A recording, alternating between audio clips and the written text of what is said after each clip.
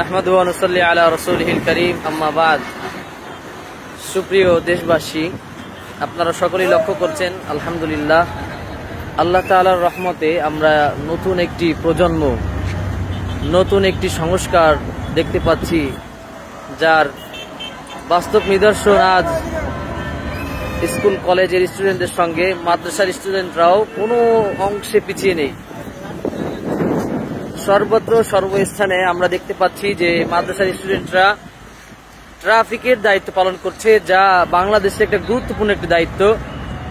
যে দায়িত্বে অবহেলার কারণে আমরা ঢাকা শহরে বিভিন্ন জ্যাম জট দেখতে পারি, কিন্তু আমরা দেখতে পাচ্ছি মাদ্রাসার স্টুডেন্টরা খুব সুন্দরভাবে দায়িত্ব পালন করছে, যার কারণে এই দেখেন সাইনবোর্ড এলাকায় বর্তমানে একটি জ্যামেরও নিদর্শন আপনারা দেখতে পারবেন না, বরং সম্পূর্ণ রাস্তাটাই ক্লিয়ার।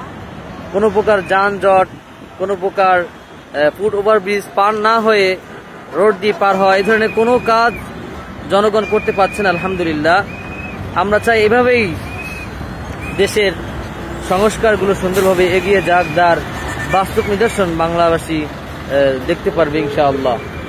সকলে দোয়া করবেন মাদ্রাসা স্টুডেন্টদের জন্য এবং কলেজ ইউনিভার্সিটি যারা যেখানে এই সকল দায়িত্ব পালন করছে সুন্দরভাবে যেন দেশকে সংস্কার করতে পারে ইনশাআল্লাহ।